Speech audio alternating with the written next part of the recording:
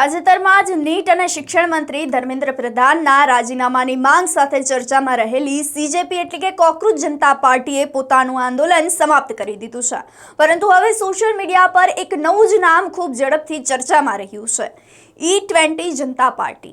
આ નામ સાંભળતા જ એવું લાગે કે જાણે કોઈ નવી રાજકીય પાર્ટી ઊભી થઈ ગઈ કે શું, પરંતુ હકીકત કંઈક અલગ જ છે। શું છે સમગ્ર વિવાદ, તેને લઈ વિગતે ચર્ચા કરીએ। નમસ્કાર, આપ જોઈ રહ્યા છો HD ન્યૂઝ અને હું છું આપની સાથે વલ્લરી વ્યાસ। E20 જનતા પાર્ટી આ કોઈ ચૂંટણી લડતી પાર્ટી નથી કે ન તો કોઈ નોંધાયેલી રાજકીય સંગઠન છે। આ તો સોશિયલ મીડિયા પરથી શરૂ થયેલું એક ડિજિટલ અભિયાન છે, જે હવે લાખો વાહન ચાલકોનું સમર્થન મેળવી રહી છે। તો એ શું છે ખરેખર E20 જનતા પાર્ટી અને કોણ ચલાવી રહ્યું છે આ અભિયાન? તેની મુખ્ય માંગો શું છે અને E20 પેટ્રોલને લઈ અને લોકોમાં કેમ વધી રહ્યું છે વિરોધ? આ તમામ સવાલોને તમારા મનમાં હાલ ઉઠી રહ્યા છે, તો ચાલો તેના જવાબને લઈ અને ચર્ચા કરીએ। E20 જનતા પાર્ટી કોઈ રાજકીય પક્ષ નથી, તે સોશિયલ મીડિયા પર બનાવવામાં આવેલું એક ડિજિટલ કેમ્પેઇન છે, જે ખાસ કરી અને ટ્વિટર અને ઇન્સ્ટાગ્રામ પર ઝડપથી લોકપ્રિયતા પ્રાપ્ત કરી રહ્યું છે। આ અભિયાન સાથે જોડાયેલા લોકો પોતાને સામાન્ય વાહન ચાલકોનો અવાજ ગણાવે છે। તેમનું કહેવું છે કે સરકાર E20 પેટ્રોલને પ્રોત્સાહન આપે તેમાં કોઈ વાંધો નથી, પરંતુ સાથે સાથે ગ્રાહકોને 100% શુદ્ધ ઇથેનોલ વગરનું પેટ્રોલ ખરીદવાનો પણ વિકલ્પ મળવો જોઈએ। તેમના મતે પસંદગી અધિકાર જે છે તે ગ્રાહકનો હોવો જોઈએ અને માત્ર સરકારનો ન હોવો જોઈએ। તો હવે સમજીએ કે E20 પેટ્રોલ શું છે।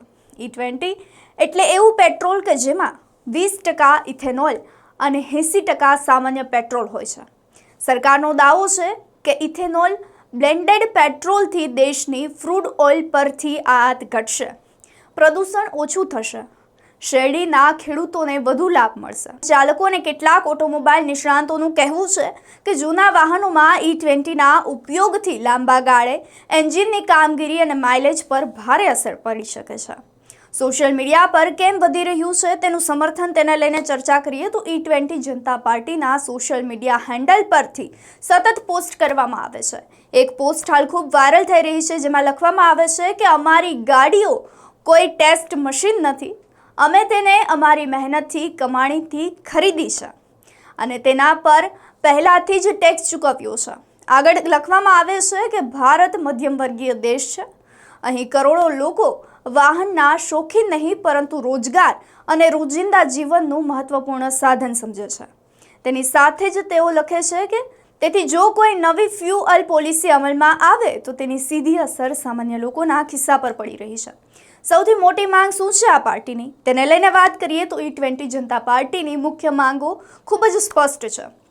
દેશના દરેક પેટ્રોલ પંપ પર E20 પેટ્રોલ ઉપલબ્ધ રહે તેનાથી તેમને કોઈ જ વાંધો નથી, પરંતુ તેની સાથે સાથે 100% શુદ્ધ પેટ્રોલ પણ ઉપલબ્ધ હોવું જોઈએ।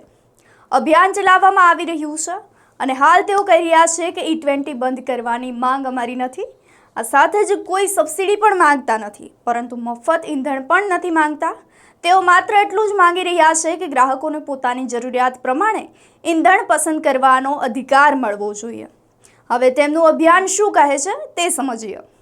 સોશિયલ મીડિયા પર પોસ્ટમાં દાવો કરવામાં આવે છે કે આ સંપૂર્ણપણે સ્વતંત્ર નાગરિક અભિયાન છે। તેમનો હેતુ ઉપભોક્તા અધિકારોનું રક્ષણ કરવો, આ સાથે જ ફ્યુઅલ પોલિસીમાં પારદર્શિકતા લાવવો અને E20ના વાસ્તવિક પ્રભાવ અંગે ખુલ્લી જાહેર ચર્ચા કરવી। અભિયાન સાથે જોડાયેલા લોકોનું કહેવું છે કે તેઓ કોઈ પણ રાજકીય પક્ષ સાથે જોડાયેલા નથી, કોઈ રાજકીય વિચારધારા ધરાવતા નથી કે તેનો પ્રચાર પણ કરતા નથી।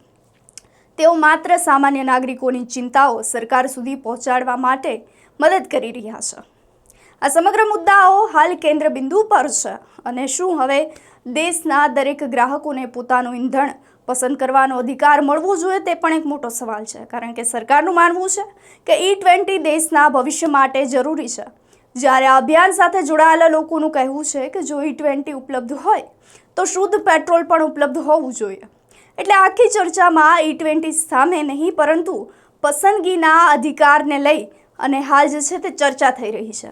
હાલ આ અભિયાન માત્ર સોશિયલ મીડિયા સુધી મર્યાદિત છે, પરંતુ ખૂબ જ ઝડપીથી જો લોકો તેને સમર્થન કરી રહ્યા છે તે રીતે જોતામાં અને આગામી સમયની અંદર જો આ મુદ્દો વધુ મોટી જાહેર ચર્ચાનું સ્વરૂપ ધારણ કરે તો કોઈ આશ્ચર્યની વાત નથી, કારણ કે સરકાર આ માંગ પર શું વિચાર કરે છે, શું નિર્ણય લે છે અને પેટ્રોલ પંપ પર ગ્રાહકોને બંને વિકલ્પ મળશે કે કેમ, તે પણ હાલ એક મોટો સવાલ છે. તેના પર સૌની નજર રહેલી છે. તો સીજેપી પછી હવે સોશિયલ મીડિયા પર જ્યારે E20 જનતા પાર્ટી ચર્ચાનું કેન્દ્ર બની ગઈ છે, એક તરફ જ્યારે સરકાર E20 ફ્યુઅલ પોલિસી લાવી રહી છે, તો બીજી તરફ સામાન્ય વાહન ચાલકોની પસંદગીના અધિકારની માંગ કરવામાં આવી રહી છે. આ સમગ્ર મુદ્દાનો કેન્દ્રબિંદુ એક જ છે. શું દેશના દરેક ગ્રાહકોને પોતાની પસંદગીનું ઈંધણ પ્રાપ્ત કરવાનો અધિકાર મળશે ખરા? સરકારનું માનવું છે કે E20 દેશના ભવિષ્ય માટે ખૂબ જરૂરી છે, જ્યારે આ અભિયાન સાથે જોડાયેલા લોકોનું કહેવું છે કે જો E20 ઉપલબ્ધ હોય તો શુદ્ધ પેટ્રોલ પણ ઉપલબ્ધ હોવું જોઈએ. એટલે આખી ચર્ચાની અંદર E20 સામે નહીં, પરંતુ પસંદગીના અધિકારને લઈ અને હાલ વિરોધ કરવામાં આવી રહ્યો છે.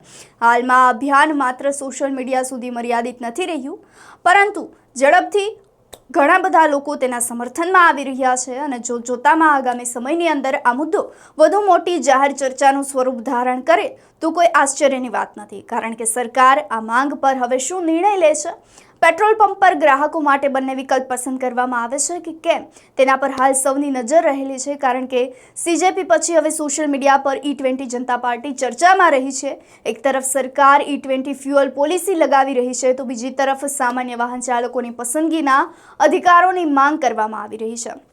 શું દરેક પેટ્રોલ પંપ પર હવે E20 સાથે 100% શુદ્ધ પેટ્રોલ ઉપલબ્ધ કરવામાં આવશે કે કેમ? નાગરિકોને આ અધિકાર મળશે કે કેમ? તમારું શું માનવું છે? અમને કમેન્ટ કરી ચોક્કસથી જણાવશો. નમસ્કાર.